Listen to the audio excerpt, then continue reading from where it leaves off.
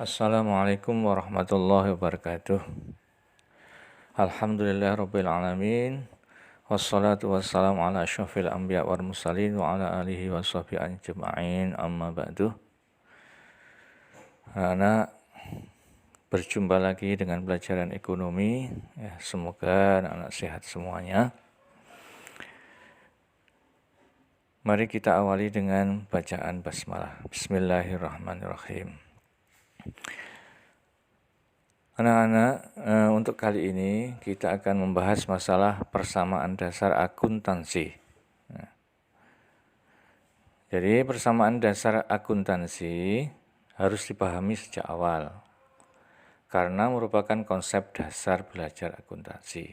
Kalau nggak paham persamaan dasar akuntansi, maka selanjutnya sulit untuk memahaminya.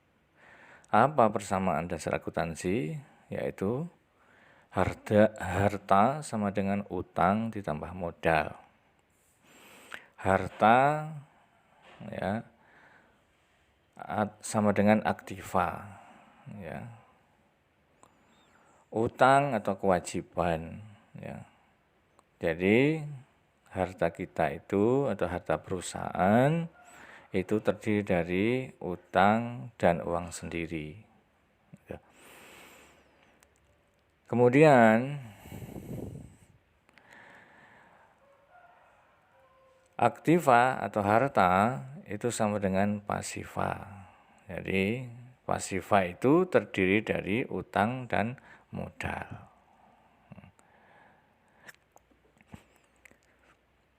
Persamaan dasar akuntansi,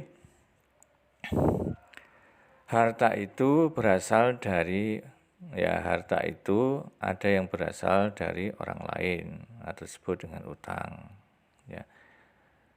Kemudian jika semua harta berasal dari pemilik, maka harta itu disebut dengan modal. Maka harta ya atau aktiva sama dengan pasiva. Jadi pasiva terdiri dari utang dan modal. Coba mari kita perhatikan transaksi-transaksi berikut ini, ya. Jadi transaksi ini adalah transaksi Pak Raka mendirikan bengkel motor Raka Jaya, ya, selama bulan Juli 2020. Ya. Transaksi ini nanti kita akan masukkan ke dalam perhitungan persamaan akuntansi. Bagaimana persamaan akuntansi? Untuk membuat persamaan akuntansi, kita harus beri nama usahanya. Di sini adalah Bengkel Motor Raka Jaya.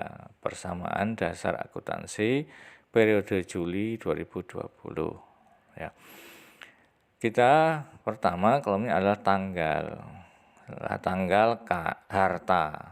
Ya, harta terdiri dari kas, piutang, perlengkapan, peralatan. Kemudian pasiva ini terdiri dari utang dan modal, kemudian keterangan. Coba kita perhatikan untuk soal pertama, Raka menyetor uang tunai sebesar 50.000 dan peralatan senilai 30.000 sebagai modal awal. Berarti ini kita harus analisis. Bagaimana analisisnya? Yaitu karena menyetor uang, maka uang perusahaan bertambah atau kas bertambah. Otomatis karena juga peralatannya ada peralatan bertambah. Berarti modal perusahaan bertambah. Sehingga keterangannya itu adalah modal awal. Gitu. Coba kita lihat. Di sini. Ya, jadi tanggal 1 modal awal modal awal kas bertambah, peralatan bertambah, modal bertambah. Tanggal 2, perusahaan meminjam uang kepada bank sebesar 20.000. Analisisnya adalah karena sudah berhasil meminjam uang, maka uang kas perusahaan bertambah. Ya. Kemudian utang juga bertambah karena kas ini dari utang. Kita lihat, ya, kas bertambah, kemudian utang juga bertambah. Sehingga kita harus jumlahkan kasnya itu. Setelah dijumlah tanggal 1 dan tanggal 2, maka kasnya jadi 70.000. Piutang kosong, perlengkapan kosong, peralatan tetap 30.000. Utang ya 20.000. Modal tetap 80.000. Kita lanjutkan. Kemudian soal yang ketiga, membeli perlengkapan seharga Rp15.000 secara tunai. Analisisnya adalah membeli perlengkapan otomatis karena tunai maka kasnya berkurang. Jadi ketika membeli tunai kita perusahaan mengeluarkan uang, berarti kasnya berkurang. Tetapi perlengkapannya bertambah karena membeli perlengkapan. Kita lihat persamaannya. Karena kasnya berkurang, makanya kasnya harus dikurangi 15.000. Tapi perlengkapan bertambah 15.000. Bagaimana jumlahnya? Kita lihat jumlahnya. Jadi 70.000 dikurangi 15.000 tinggal 55.000. Ini kas. Ya. Kemudian perlengkapannya tetap, yaitu 15.000. Peralatannya juga tetap 30.000. Utangnya tetap, yaitu 20.000. Modalnya tetap 80.000. Kita lanjutkan. Ya, sekarang soal nomor 4. Membeli peralatan seharga 20.000 pada toko Bumi tapi baru dibayar 5.000.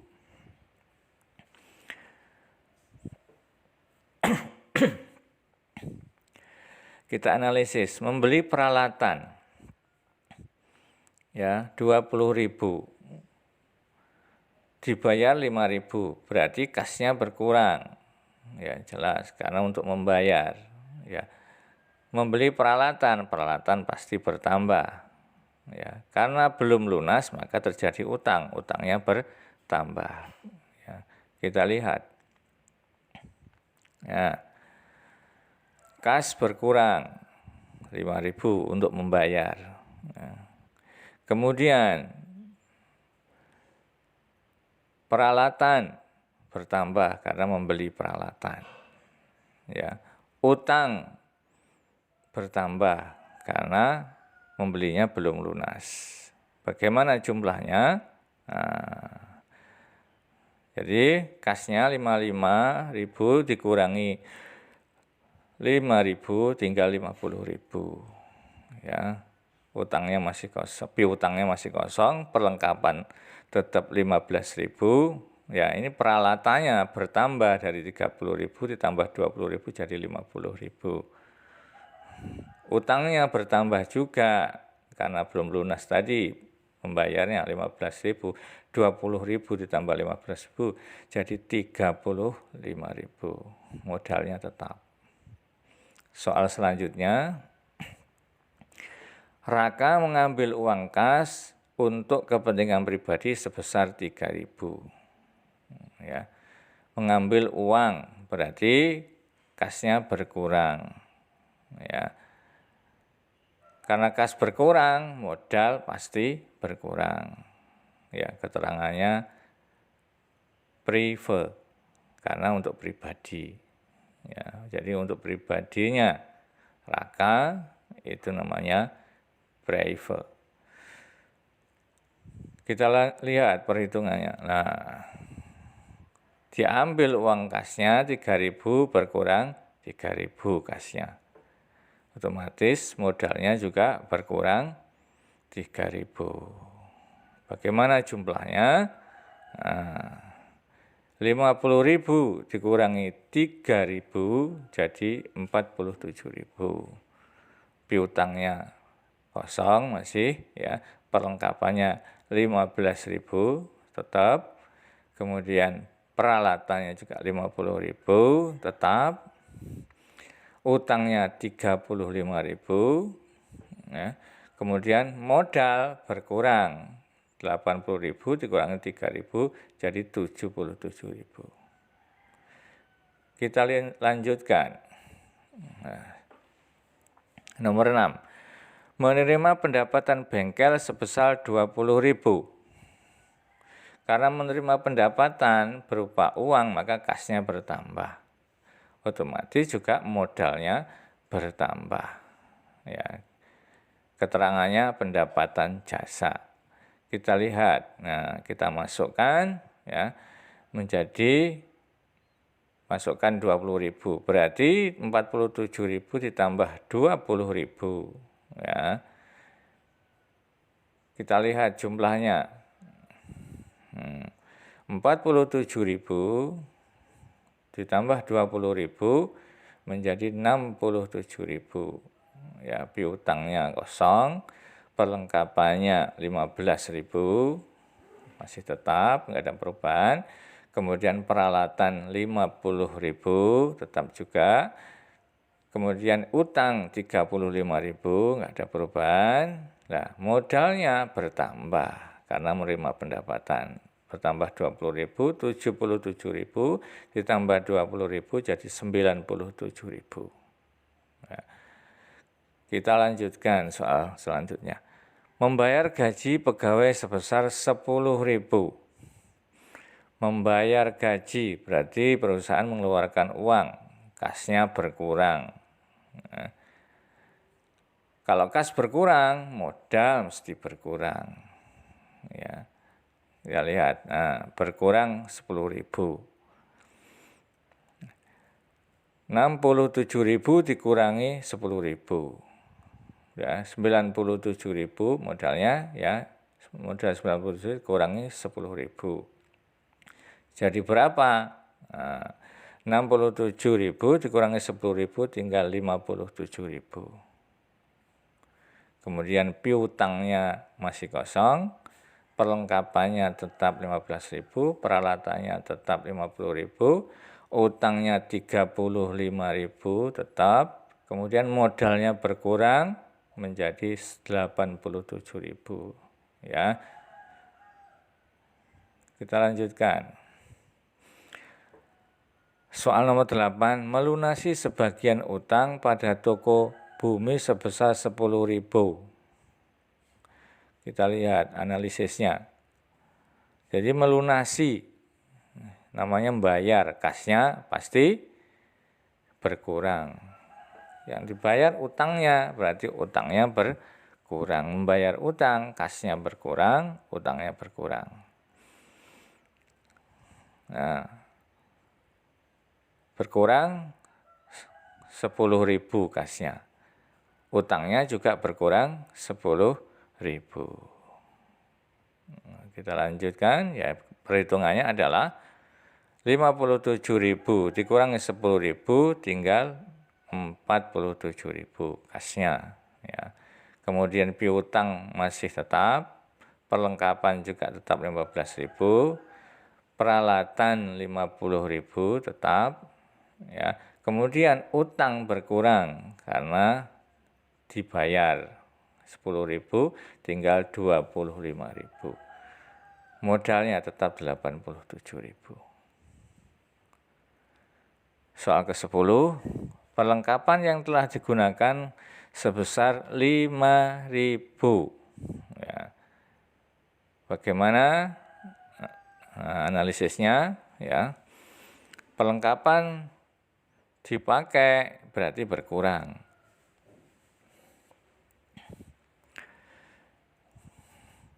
modalnya juga berkurang. Keterangan adalah beban perlengkapan. Nah, kita lihat. Ya, perlengkapan berkurang 5.000, modal berkurang 5.000.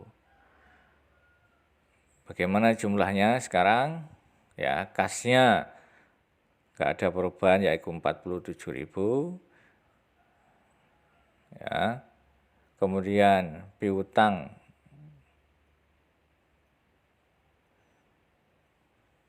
10.000.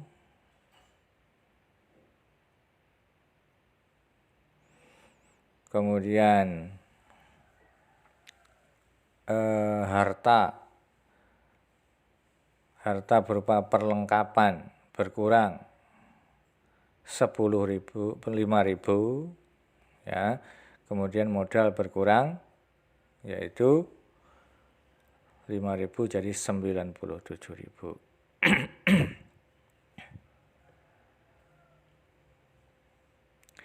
Kita lanjutkan.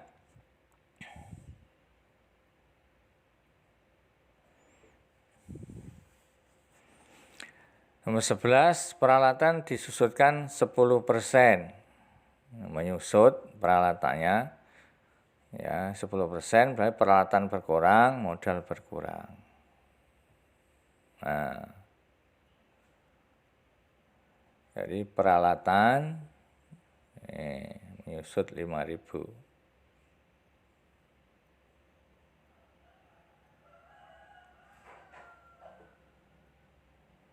Ya, kemudian modal juga berkurang, sehingga peralatannya menjadi 50.000 ke 45.000, modalnya dikurangi 5.000 jadi 87.000.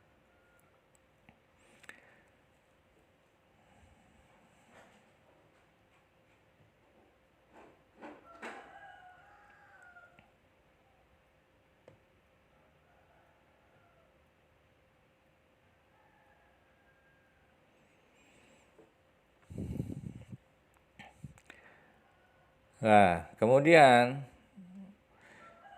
setelah berakhir, maka harus kita perhitungkan. Ya, harta sama dengan utang ditambah modal. Hartanya dijumlah.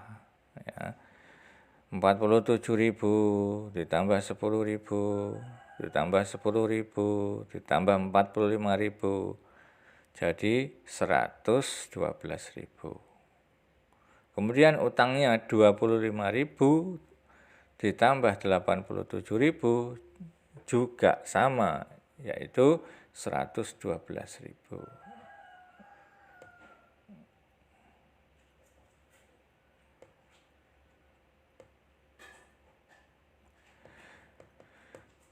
Ya, demikianlah yang bisa saya sampaikan. Semoga bermanfaat. Assalamualaikum warahmatullahi wabarakatuh.